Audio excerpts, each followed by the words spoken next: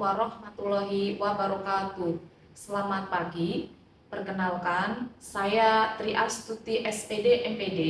Saya merupakan dosen Prodi Pendidikan Guru Sekolah Dasar, Fakultas Ilmu Pendidikan dan Psikologi, Universitas Negeri Semarang. Pada kesempatan ini, saya akan memaparkan pernyataan diri dosen dalam unjuk kerja Tridharma Perguruan Tinggi atau PDD UKT PT bidang pengajaran. Kali ini saya akan memaparkan salah satu mata kuliah pokok yang saya ampu, yaitu Pendidikan IPS SD.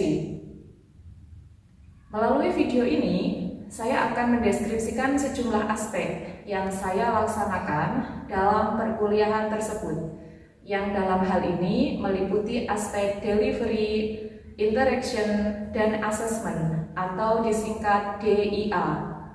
Merujuk pada konsep atau aspek tersebut, lebih lanjut saya akan menjelaskan beberapa poin, yaitu deskripsi mata kuliah, capaian pembelajaran mata kuliah atau CPMK, materi pembelajaran, sistem pembelajaran yang terdiri dari metode dan mode pembelajaran, serta sistem penilaian.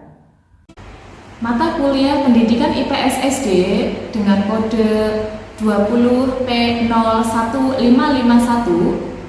memiliki bobot 2 SKS dan merupakan mata kuliah wajib bagi mahasiswa semester 2. Mata kuliah ini pada dasarnya merupakan salah satu mata kuliah fondasi atau pengantar untuk mata kuliah lanjutan yang akan ditempuh mahasiswa pada semester berikutnya, yaitu mata kuliah pengembangan pembelajaran IPS SD. Melalui mata kuliah ini diharapkan mahasiswa dapat memahami pengetahuan terkait dengan pendidikan IPS di sekolah dasar melalui perancangan dan pelaksanaan pembelajaran dan metode serta metode pembelajaran yang inovatif.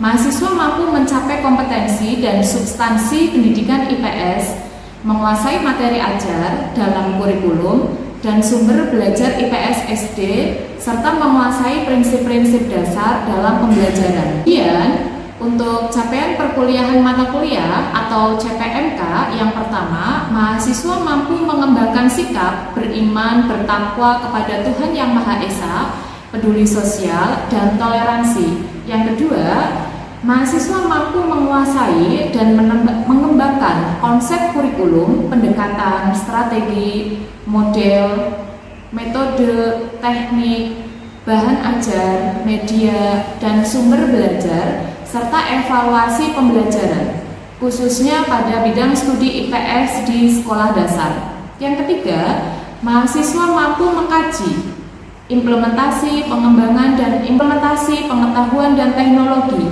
yang memperhatikan dan menerapkan nilai humaniora sesuai dengan keahliannya berdasarkan kaidah, tata cara, dan etika ilmu pengetahuan dan menghasilkan solusi serta kritik sosial. Kemudian siswa terampil menerapkan bidang studi IPS di sekolah dasar melalui perancangan dan perencanaan pembelajaran dengan metode dan model pembelajaran yang inovatif. Selanjutnya, saya akan menjelaskan terkait dengan cakupan materi dan sistem pembelajaran dan metode pembelajaran. Mata kuliah ini atau mata kuliah Pendidikan IPS SD dilaksanakan selama 16 kali pertemuan. Pada pertemuan pertama, materinya adalah kontrak perkuliahan, pengantar tentang pendidikan IPS SD.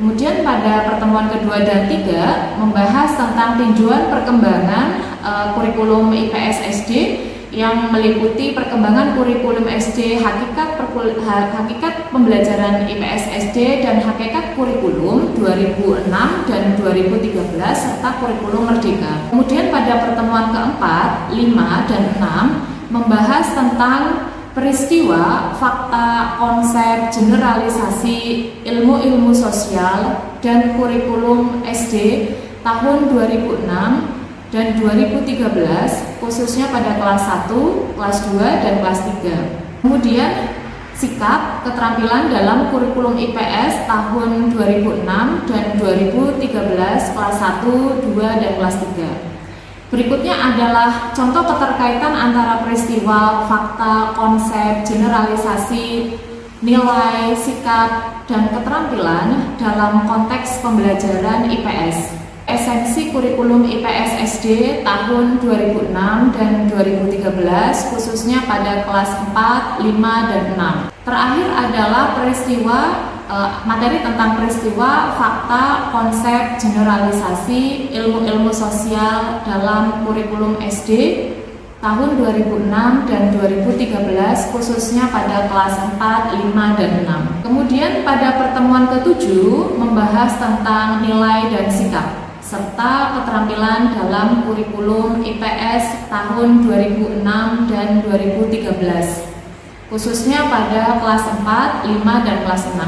Kemudian berikutnya pada materi ke-7 atau pertemuan ke-7 adalah tentang contoh peristiwa, fakta, konsep, generalisasi, sikap, dan keterampilan dalam pembelajaran IPS khususnya kelas 4, kelas 5, dan kelas 6. Kemudian pada pertemuan ke-8 dilaksanakan ujian tengah semester atau UTS. Kemudian di pertemuan ke-9 dan pertemuan ke-10 materinya adalah membahas tentang karakteristik, strategi, metode, model, sumber belajar dalam pembelajaran IPS di SD. Kemudian pada pertemuan ke-11 membahas tentang karakteristik pembelajaran IPS di SD. Kemudian pertemuan ke-12 dan pertemuan ke-13 membahas tentang metode dan teknik pembelajaran yang relevan dengan tujuan pembelajaran IPS di SD. Masih pada materi pertemuan ke-12 dan 13 yaitu merancang pembelajaran IPS dengan metode, media, dan sumber belajar sesuai dengan tujuan pembelajaran yang telah ditetapkan dalam pembelajaran IPS.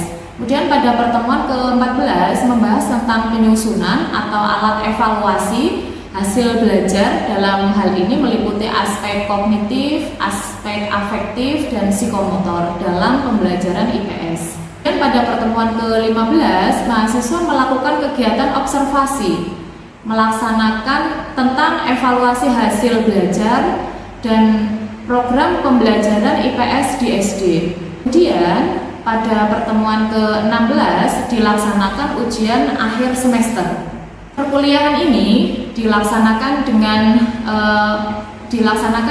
pendekatan secara hybrid. Kemudian pembelajaran ini menerapkan dua metode, yaitu case method dan team based project. Pembelajaran ini dalam hal ini adalah pendidikan IPS SD menerapkan blended learning, yaitu memadukan perkuliahan daring dan luring. Perkuliahan luring dilaksanakan secara tatap muka, secara langsung di dalam kelas. Adapun perkuliahan daring dilakukan secara sinkronus dan asinkronus. Mode perkuliahan secara sinkronus dilaksanakan dengan memanfaatkan video conference seperti aplikasi Zoom.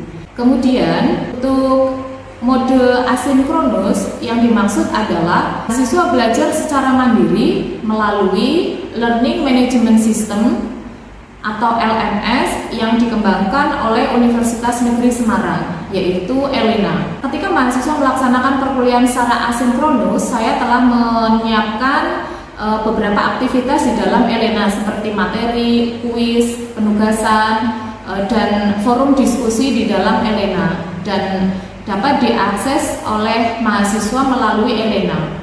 Berikutnya, saya akan menjelaskan terkait dengan sistem penilaian. Pada mata kuliah pendidikan IPS SD ini, ujian tengah semester dan ujian akhir semester berbentuk tes tertulis. Selanjutnya, kuis dilaksanakan pada akhir setiap topik materi. Kuis dilaksanakan juga melalui ELENA. Jadi mahasiswa dalam hal ini bisa mengakses kuis melalui ELENA. Kemudian untuk penugasan atau tagihan mahasiswa secara individu, yaitu mahasiswa menyusun analisis kesesuaian materi IPS SD dengan metode dan mode pembelajaran yang ditetapkan atau diterapkan di SD. Untuk team based project atau tagihan tim atau tagihan kelompok, yaitu mahasiswa diminta untuk melakukan mini riset atau observasi secara sederhana, secara kelompok, yaitu yang pertama tentang pelaksanaan pembelajaran IPS SD dan yang kedua adalah tentang pelaksanaan evaluasi pembelajaran IPS di SD. Yang terakhir mengenai komponen penilaian, terdiri atas aktivitas partisipasi atau partisipatif, dalam hal ini adalah 20%, kemudian hasil proyek 30%, tugas 10%, kuis 5%, ujian tengah semester 15%, dan ujian akhir semester 20%. Lebih lanjut, tentang mata kuliah pendidikan IPS SD ini dapat disimak melalui video rekaman pembelajaran berikut ini. Ini merupakan pembelajaran pertemuan ke-12, yaitu kesesuaian antara metode pembelajaran, model pembelajaran dengan karakteristik materi, serta tujuan pembelajaran IPS SD. Assalamualaikum warahmatullahi wabarakatuh. Waalaikumsalam warahmatullahi wabarakatuh. Sekali ya, sudah pada sarapan belum ini? Sudah. Luar biasa. Apa kabarnya hari ini kalian? Alhamdulillah, luar biasa. Allahu Akbar. Hebat sekali ya, semangat. Kemudian sudah sarapan, tentunya sudah siap ya untuk mengikuti perkuliahan pada pagi hari ini. Namun sebelum perkuliahan pada pagi hari ini dimulai, terlebih dahulu kita berdoa terlebih dulu ya bersama-sama agar pelaksanaan perkuliahan pada pagi hari ini bisa berjalan dengan lancar, kemudian membawa manfaat dan keberkahan untuk kita semua. Sebelum memulai pembelajaran pada hari ini, alangkah baiknya kita berdoa menurut agama dan kepercayaan masing-masing. Berdoa mulai.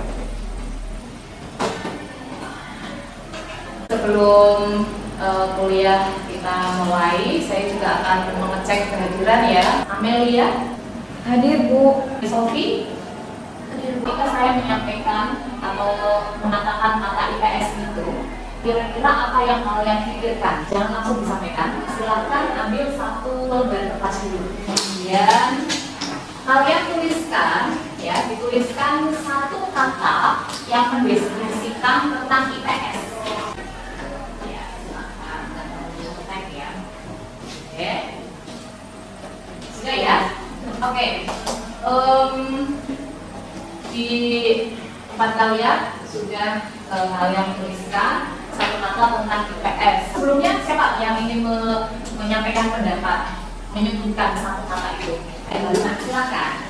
Jadi dari saya sendiri kalau misalnya menggunakan IPS itu saya langsung tertarik pada masyarakat. Apa Tadi kan karena dari ilmu pengetahuan sosial sendiri kan merupakan sosial yang lebih menekankan pada pengelolaan masyarakatnya. objek kajiannya ya, IPS itu adalah objek kajiannya adalah masyarakat. Oke, kita beri close dulu dari sayap kanan. Silakan. IPS itu Kelompok. Apa alasannya? dalam materi IPS itu sendiri, interaksi yang terjadi itu saling berhubungan. Ini lebih pada objek kajiannya juga sebenarnya ya, hampir sama dengan Mbak Luna, hanya lebih difokuskan pada interaksi kelompoknya. Dan close untuk terima kasih, bagus sekali. Ada nggak di antara kalian yang menuliskan bahwa IPS satu kata itu bosan atau jenuh atau materi banyak? Ya, apa yang kamu tuliskan Mbak? Kalau menurut saya itu dari pembelajaran IPS yang saya dapat itu sangat membosankan sekali, Bu. Iya. Karena materinya tuh banyak, jadi kalau udah lamaan menjelaskan jadi itu ngantuk. Amelia, betul. Untuk bisa menyampaikan materi IPS kepada siswa atau kepada peserta didik, itu kita perlu menggunakan cara yang tepat, gitu. Sebelum masuk ke materi ini, untuk tujuan pembelajarannya adalah mahasiswa mampu menguasai konsep, mengembangkan konsep, model, metode dalam pembelajaran IPS SD.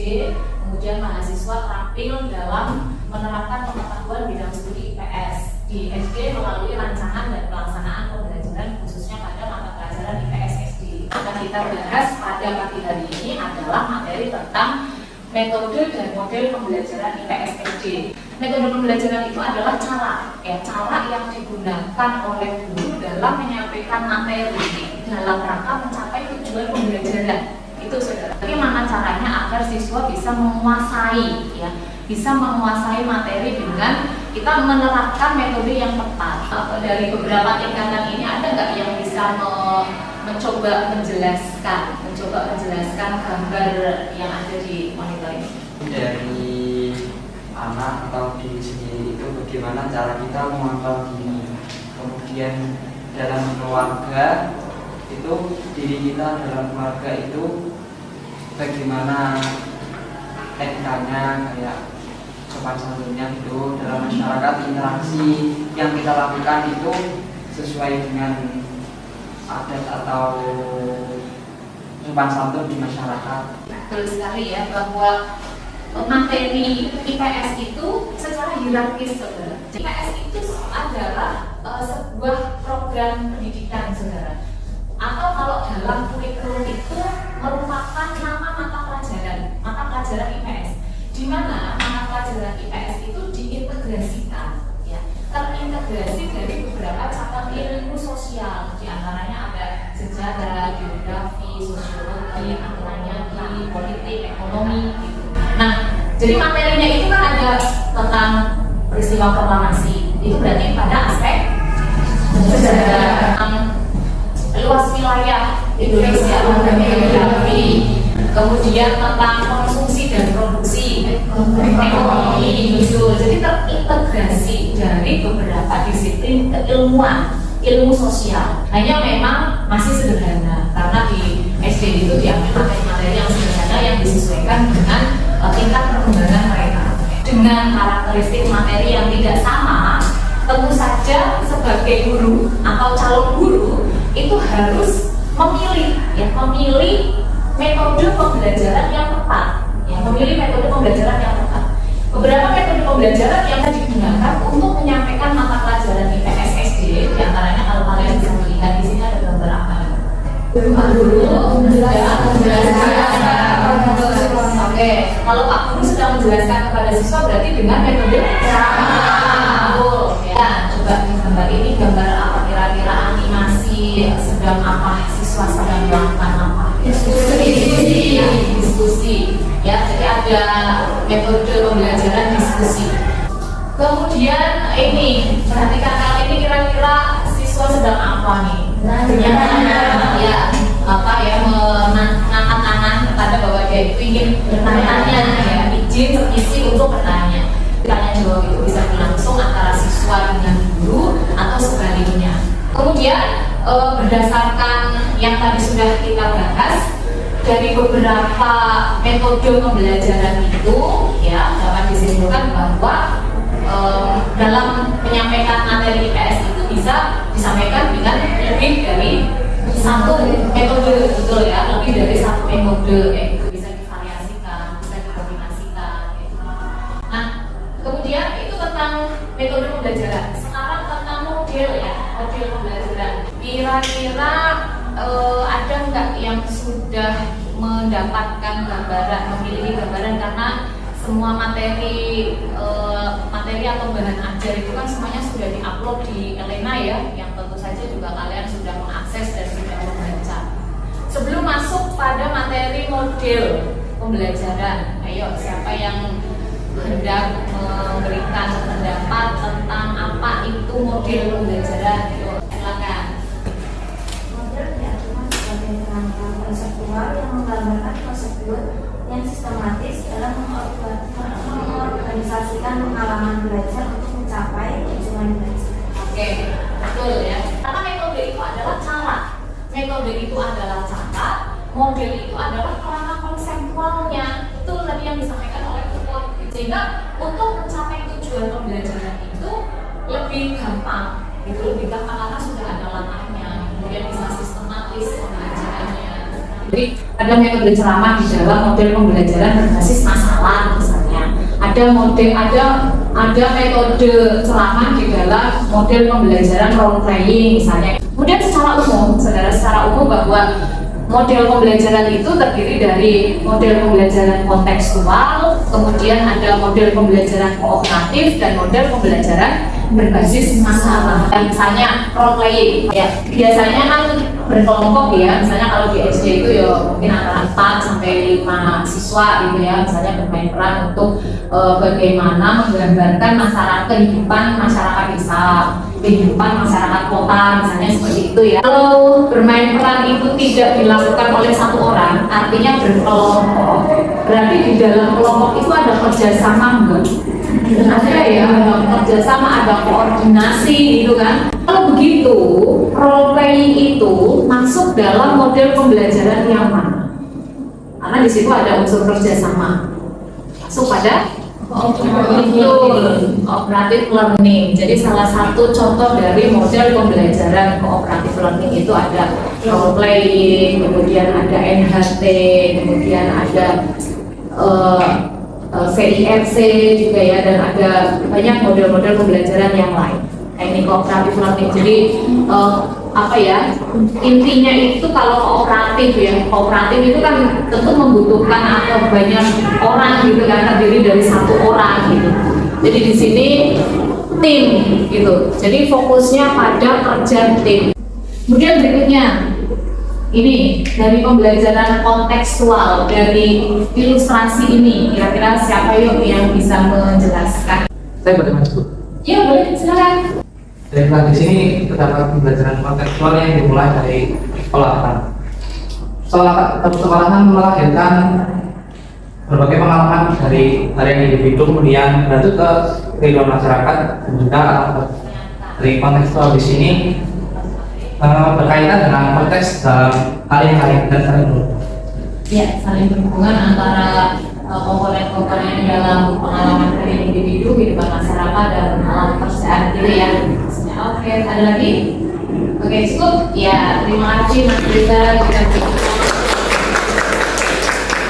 Luar biasa ya, apa yang tadi disampaikan oleh Mas Reza tentang pembelajaran kontekstual. Jadi disesuaikan dengan konteksnya. Materi itu berkaitan dengan pengalaman kita, ya, pengalaman siswa itu. Ya, seperti yang tadi sudah dipelajari bahwa atau membosankan ya gitu, itu akan lebih tepat misalnya dengan menerapkan model kontekstual. Jadi siswa diminta untuk misalnya melakukan observasi atau pengamatan kecil-kecilan kepada orang tua misalnya. Jadi itu pembelajaran kontekstual. Kemudian kalau pembelajaran berbasis masalah, nah kalau kita lihat dari gambar di sini ada apa? Pemukiman kumuh ya, pemukiman kumuh, kemudian di situ ada faktor sosial budaya, perilaku, kemudian faktor historis, ekonomi. Nah, dan di sini berkaitan dengan beberapa faktor, misalnya faktor historis, misalnya pemukiman itu awalnya kalau dari historis atau sejarahnya itu mungkin bukan pemukiman, tapi mungkin dia tempat misalnya tempat pembuangan akhir misalnya ya, yang sudah lama tidak terpakai, kemudian sekarang digunakan untuk pemukiman bermukim ya, masyarakat yang miskin. Nah, ini dari faktor ekonomi, mereka tidak memiliki uang untuk membeli rumah yang layak, akhirnya mereka tinggal di pemukiman kumuh. Yang ini perlu dipecahkan, saudara. Bisa mereka yang hidup di permukiman kumuh itu perilakunya seperti apa? Biasanya kalau di tempat atau di pemukiman kumuh itu kriminalitasnya tinggi nggak? Tinggi juga kan, gitu kan? Nah, di sini jadi dan perilaku atau terhadap aturan itu juga kurang gitu kan. Dan dari faktor sosial dan budaya ada kebiasaan-kebiasaan yang mereka lakukan ya. Oke, berikutnya Budi akan mengajak kalian untuk berdiskusi ya, silahkan kalian bagi menjadi 5 kelompok, kemudian mendiskusikan tentang metode dan model pembelajaran apa yang tepat digunakan atau diimplementasikan atau digunakan untuk menyampaikan materi apa gitu. Jadi tadi kan sudah ada gambaran materinya, materi PSSD itu seperti apa secara umum. Kemudian nanti silahkan kalian diskusikan kira-kira materi-materi mana yang tepat disampaikan dengan metode A, metode B, metode C. Yuk silahkan.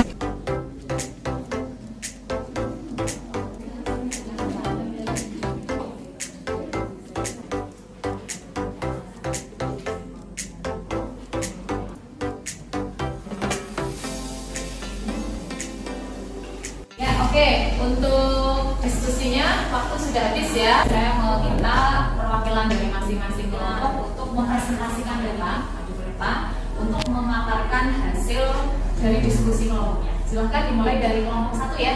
Assalamualaikum warahmatullahi wabarakatuh. Waalaikumsalam warahmatullahi wabarakatuh.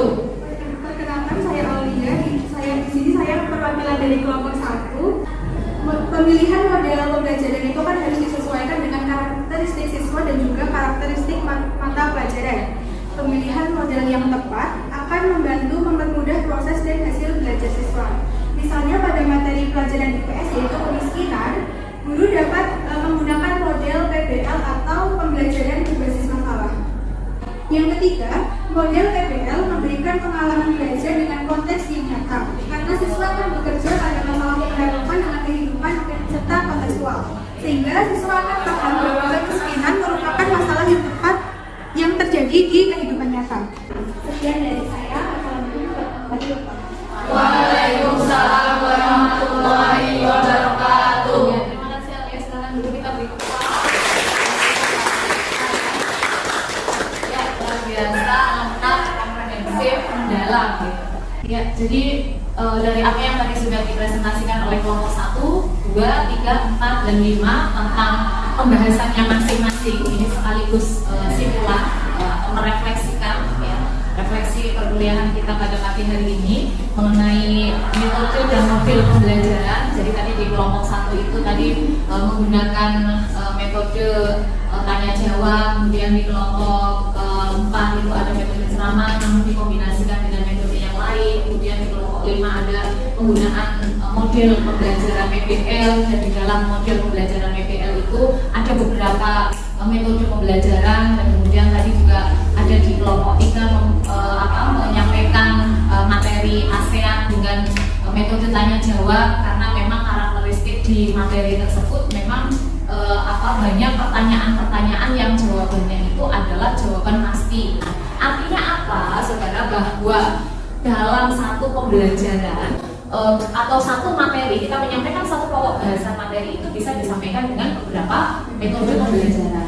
Di dalam model pembelajaran kita bisa menggunakan beberapa metode. Yang kedua, karakteristik mata pelajaran, karakteristik materi itu tidak sama, ya kan? Jadi karakteristik itu perlu dipahami, gitu ya. Sepertinya sudah mulai capek-capek ya, mungkin bisa berdiri dulu sambil kita melemaskan tangan dan kaki dan berikan senyum kepada temanmu, karena senyum itu adalah ibadah. Silakan beribadah agar dapat pahala. Oke, sudah? Oke ya, silakan duduk kembali agar tetap semangat. Kita tutup dengan tepuk semangat terlebih dahulu ya. Tepuk semangat.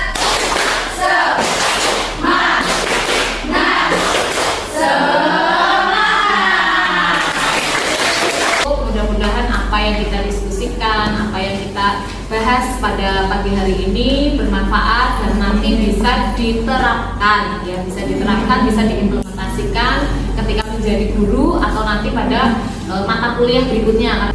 Kemudian untuk evaluasinya, Putri akan memberikan penugasan secara individu kepada kalian, di mana tugas tersebut dapat diakses melalui Elena. Nanti juga dapat disubmit juga melalui Elena, yaitu tugas analisis tentang kesesuaian antara metode pembelajaran, model pembelajaran dengan karakteristik materi serta tujuan pembelajaran IPS di SD. Ya, saya rasa cukup untuk pertemuan hari ini. Terima kasih, tetap semangat. Saya akhiri. Assalamualaikum warahmatullahi wabarakatuh.